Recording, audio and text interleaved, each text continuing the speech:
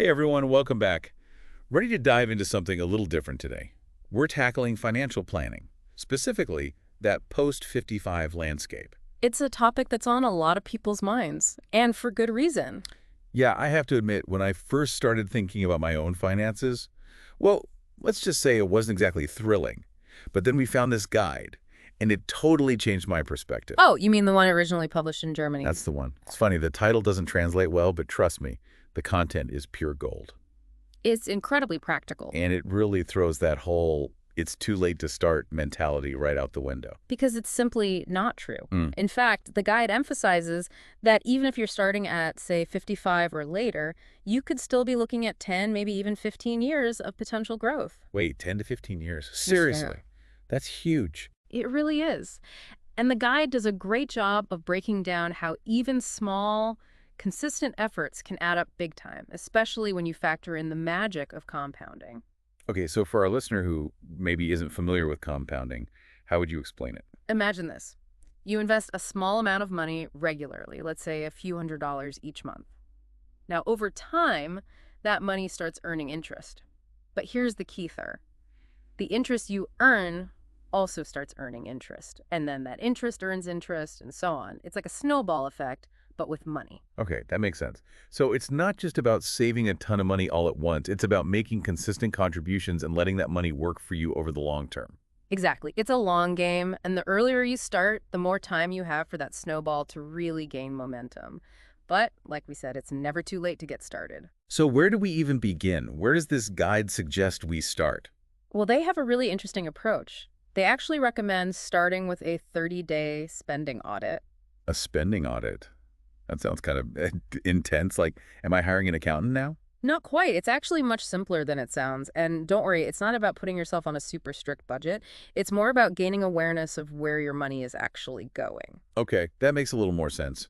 But how does simply tracking my spending for a month help me plan for the future? You'd be surprised how many people discover what the guide calls hidden leaks in their finances once they start paying closer attention. Hidden leaks. Yeah, like those recurring subscriptions you signed up for and forgot about, or that daily takeout coffee that ends up costing you a couple $100s a month. Oh, wow, I see what you mean. It's about identifying those areas where you might be able to redirect some of your spending towards savings or investments, and that can make a big difference over time.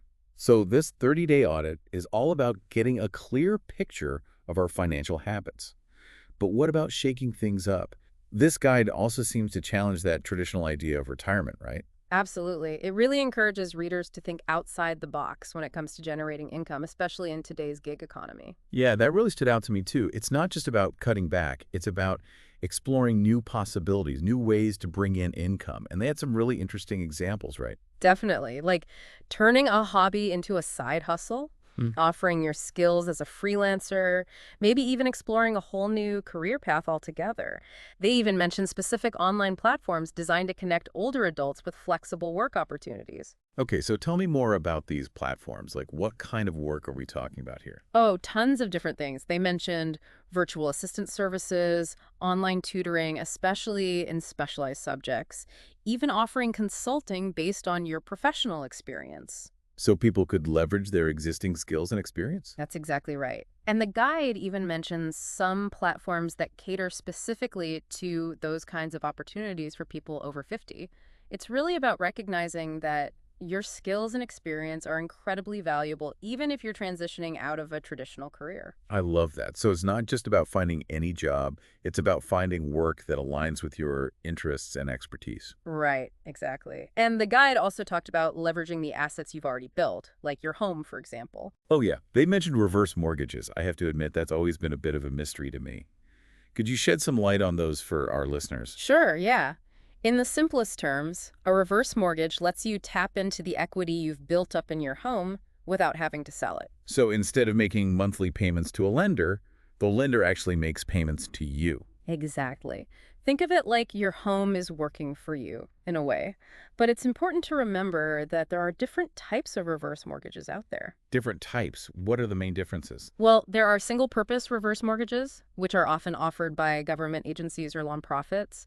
And those are typically for a specific need, like, say, funding home repairs or paying property taxes. Okay, so those are pretty specific. Right. And then you have what are called proprietary reverse mortgages, which are offered by private lenders. And those tend to have more flexible terms and can be used for a wider range of expenses. Got it. So it's not a one-size-fits-all situation. Exactly. It's definitely not a decision to be made lightly. Definitely not. Are there any downsides or risks associated with reverse mortgages that people should be aware of? Yeah, and the guide makes a really important point about this. It's crucial to carefully consider the long-term implications, especially for your heirs.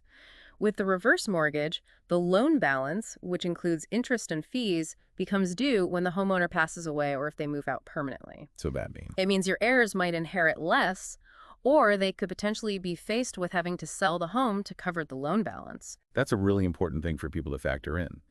It sounds like, as with any major financial decision, thorough research and careful planning are essential. Absolutely. And speaking of planning and research, this guide puts a lot of emphasis on the idea of lifelong learning, especially when it comes to financial literacy. You know, I was just thinking about this. Like they say, the more you know, the better decisions you can make, right? It really is. It's never too late to learn something new, especially when it comes to something as important as our finances. Absolutely. But with so much information out there, it can be tough to know where to even begin. So does this guy offer any specific recommendations for how to stay financially literate, especially later in life? They definitely do. One thing they really emphasized was the importance of actively seeking out reputable sources of information. Like, what kind of sources are we talking about here? Well, they mentioned that there are actually a ton of free online courses and workshops available these days covering all sorts of financial topics. Oh, wow. I didn't realize there were so many free resources out there. Yeah, there really are. And of course, there are also podcasts like this one that try to break down these complex topics into more digestible pieces. Well, we try our best to make these conversations engaging and informative for our listeners. And you're doing a fantastic job. But beyond those kinds of resources, they also talked about the value of working with a certified financial advisor. Oh, right. It's like having a personal trainer, but for your finances. Exactly. And one of the key advantages they highlighted is that a good advisor can provide personalized guidance tailored to your unique circumstances and goals. That makes a lot of sense. Yeah. Because everyone's situation is different, right? Right. What works for one person might not be the best approach for someone else. Exactly. And that actually ties into another really important point that the guide stressed: don't be afraid to ask for help. That's such a valuable reminder. It's easy to feel like we have to figure everything out on our own, but that's not always realistic or even necessary. Exactly. Whether it's from a professional advisor, a trusted friend or family member, or even an online community of people in similar situations, reaching out and learning from others can make a huge difference. It's about building that support network, realizing that we don't have to navigate these waters alone. As we've been talking about all this, one of the things that really stands out to me is how this guide really reframes the whole conversation around finances after 55. Yeah. It's not just about preserving what you have, it's about potential. It's about new beginnings. Absolutely. And I think that's incredibly empowering. It's about recognizing that this stage of life can be full of opportunities for growth, for exploration, and even for taking some calculated risks. Exactly. Because it's not about slowing down, it's about designing a life you love on your own terms. So as we wrap up this deep dive, if there was just one key message you could leave our listener with, what would it be? I think it would be this. Approaching your finances after 55 doesn't have to be daunting or overwhelming. It can actually be an exciting opportunity to take stock of where you are, set new goals that align with your values, and step into the next chapter of your life with confidence and clarity. I love that. It's about shifting our perspective from fear to empowerment, recognizing that it's never too late to take control of our financial well-being and create a future that feels both fulfilling and secure. So to our amazing listeners, we hope this deep dive has given you a fresh perspective on financial planning, one that's full of possibility and maybe even a little bit of excitement for what's to come. Remember, it's your journey, your adventure to craft, and we're cheering you on every step of the way.